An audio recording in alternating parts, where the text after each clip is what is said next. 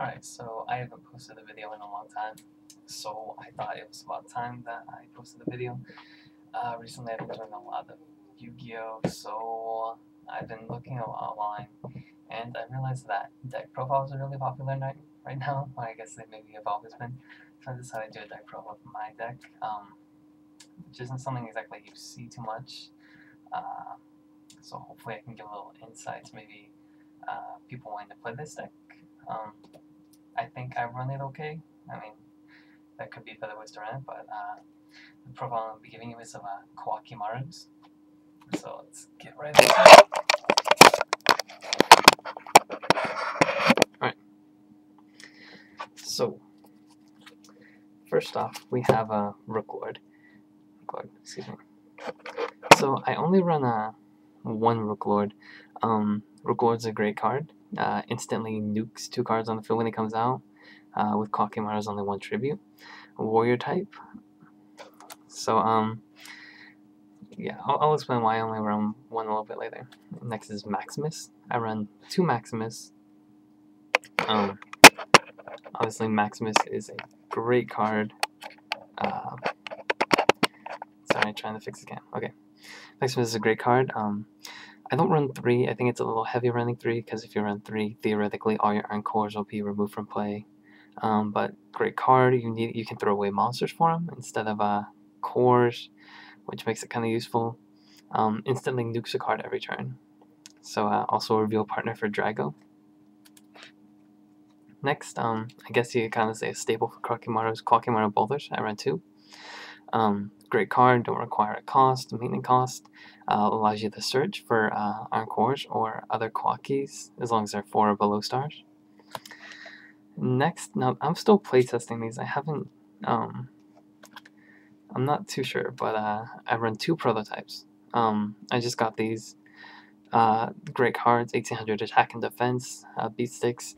Don't require a cost. You can tribute these guys instead of a core if a Koa'ki is going to die at the end of the turn. But what they do, at the end of your turn when a Koa'ki does die by its own effects or during the end phase, you get to put out a Koa'ki Meiru token. 1800 attack and defense. So these are kind of useful, especially if your Koa'kis are dying a lot. Next, I run 2 tornadoes. Great cards. They don't require a cost, 1500, so they're a little weak. But you can throw a core from your hand to the top of the deck, instantly nuke all of your opponent's special summons. Great against Black Wings and Fables since they swarm so much. Now I run 2 because, in my experience, one will get picked off somehow, and this deck doesn't have a lot of ways to get things back from the graveyard. So I have a second in there so I can pull it with a Earn Knight. Next, pretty stable for Koa'ki Meiru's, 3 Crusaders. Crusaders are great. They're Beast Warrior types.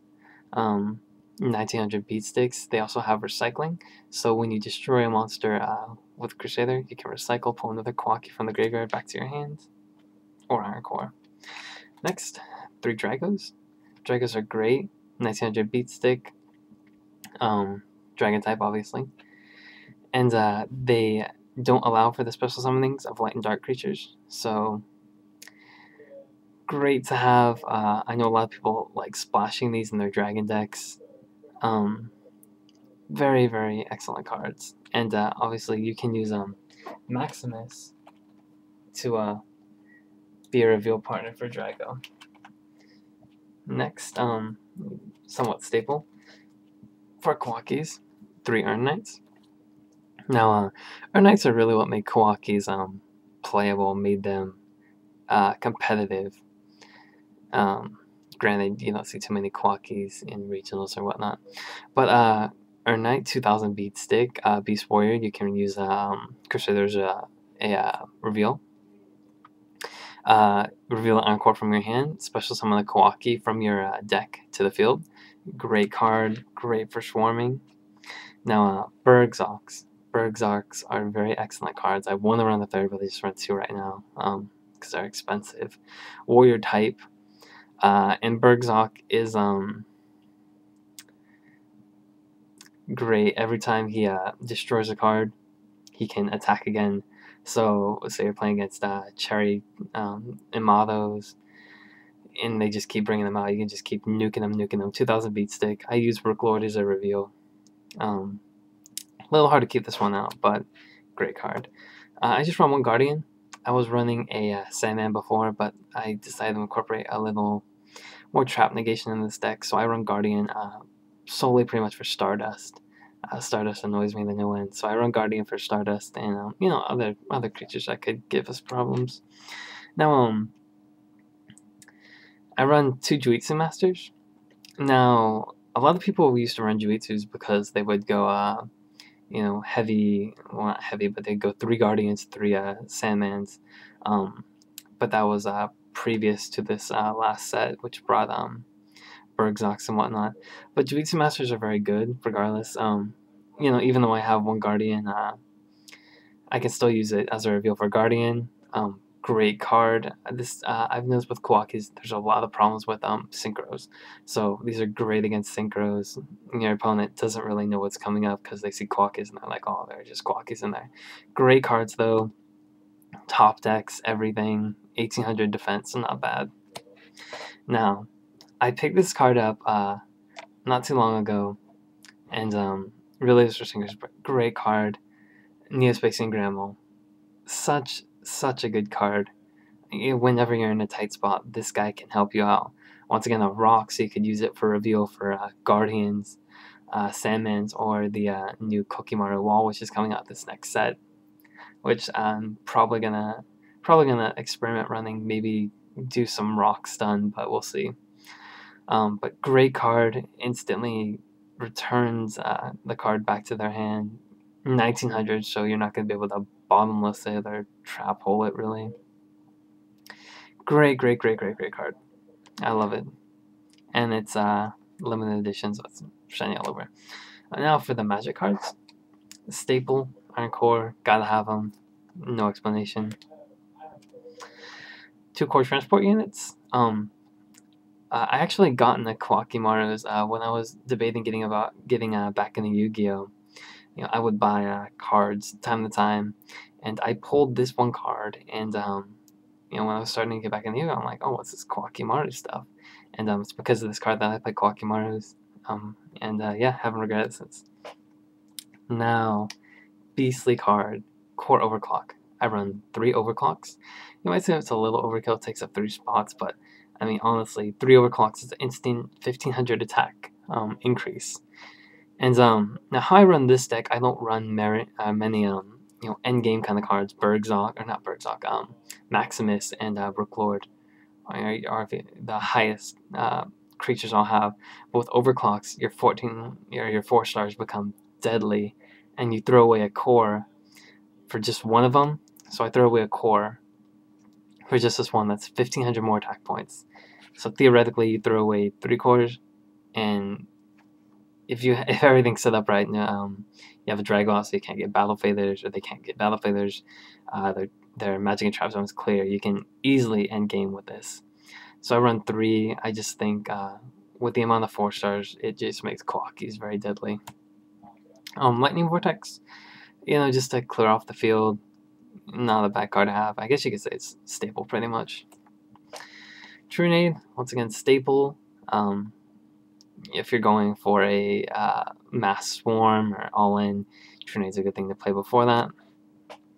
MST, staple, don't need to explain. Core compression, I just run 1. I'm debating running 2 maybe.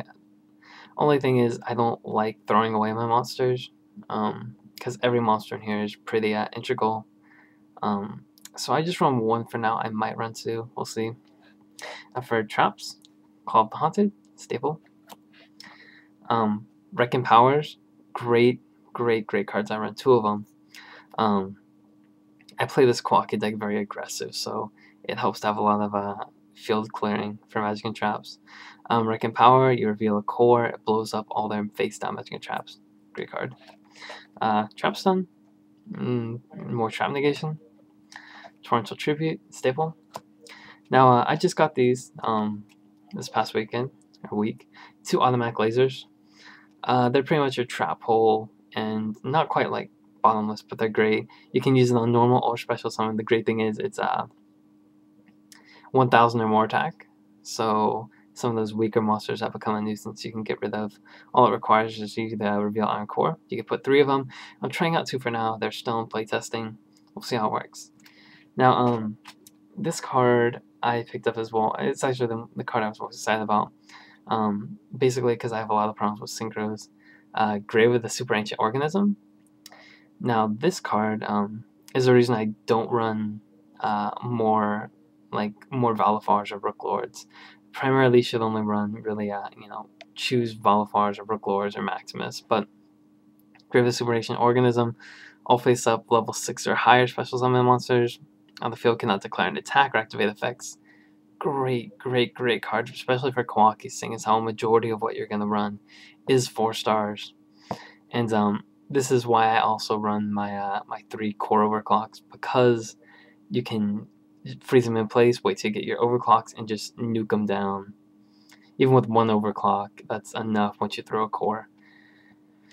So once again, this one is in playtesting. I just got it this weekend. So we'll see what comes of it. So yeah, that is my Koa'ki Meiru deck. It is 43 cards right now. I'd like to keep it at 40, but there's just some cards that I really I don't want to take out yet. But it's been working very well. I've been having a little problems with Black Wings, but I haven't been able to play test it since I got some new additions. Does extremely well against Fables, Crystal Beast, Warrior decks. It does okay against Fortune Ladies. But yeah, so there's obviously a lot of things you can debate about this Koa'ki Meiru deck. But it runs fairly well. It has not been taken to a tournament yet. Just been playing around with my college a lot. But hopefully I'm going to take it to a tournament soon. With the next step, they're coming out with Koa'ki Meiru Wall and Koa'ki Meiru Ring, or Koa'ki Ring. I'm not sure if I'm probably going to run the Wall, but I don't know about Ring yet. But yeah. So this is my Koa'ki Meiru deck. You can leave comments if you want, suggestions. So yeah, thanks for watching.